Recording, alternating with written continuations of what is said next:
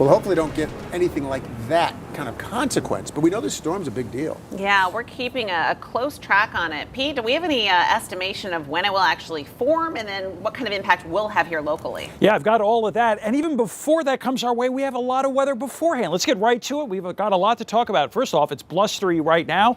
We're going to start you off because we're keeping an eye on lake effect snow and even a few squalls. Take a look at the Charles Heating and Air Conditioning live triple Doppler radar. As expected, there's a band of heavy lake effect snow far north in Jefferson County and also a second band in Lewis County. You see that little purple polygon between Buffalo and Rochester? We've had a few of these go through. A snow squall warning is actually in effect for this thin line. It's being enhanced off of Erie, so as these have been moving through, they typically get weaker, but heads up in Wayne County because you're the closest to this, and if you're watching us from there, well, over the next hour or two, wouldn't be surprised if you see a bursty kind of snow, and if it holds together further, well, then we'll have to keep an eye on the thruway corridor and this area, let's say closer to probably about 8 o'clock.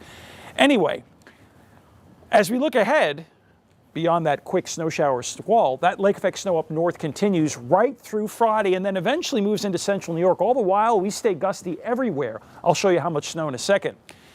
Now, the lake effect snow, which is up north primarily through Friday, will start sagging southward and eventually enter central New York late Friday into Friday night, and it's just a little bit left over on Saturday. That's at the same time Arctic air is coming our way. In fact, we've got extreme cold advisories and warnings in effect. That replaces the wind chill watches, or wind chill advisories and warnings in effect. And then we've got that snowstorm that we continue to study for Sunday into Monday. First things first, how much snow are we going to get between now and 5 p.m. tomorrow?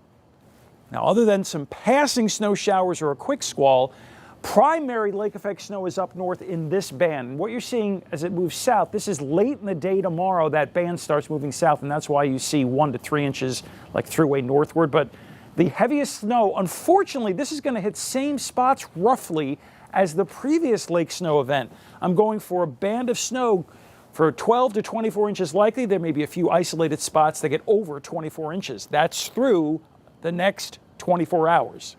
Then, remember I said the snow is going to move southward? So let's start the clock again, 5 p.m. tomorrow and going through Saturday. And a large chunk of this is really during the overnight Friday night. Likely seeing many spots across central New York with 1 to 3 inches. If you're in the darker blue, I think 3 inches is likely. It's certainly possible we could get 4, 5, or 6. The best chance of 6 inches or more in this thin band between Brutus and just west of Cato. I will mention, while this doesn't seem like much, the temperature will be falling through the single digits to near 0. The salt is ineffective, so when you're waking up or driving Friday night to Saturday morning, well, that's going to be rough. Now, how about the snowstorm details? Here's what is certain. Widespread snow accumulation likely. But just like the lake snow, the widespread snow is happening with a temperature near 10. Salt is not as effective unless the temperature is like 25 to 30. It works to 10. It doesn't work very much. And the heaviest snow is Sunday night. Obviously, we've got to keep an eye on the system that hasn't even formed yet. An early call on snow totals 8 to 15 inches developing starting Sunday midday, getting stronger Sunday night, and getting lighter on Monday.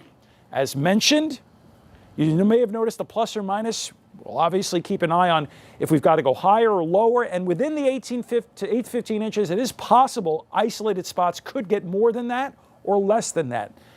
After that, there's more lake snow up north Tuesday and Wednesday, and it stays cold through the period. Stanley Law Skywatch showing you downtown Syracuse is blustery and quiet. You're up to date back inside.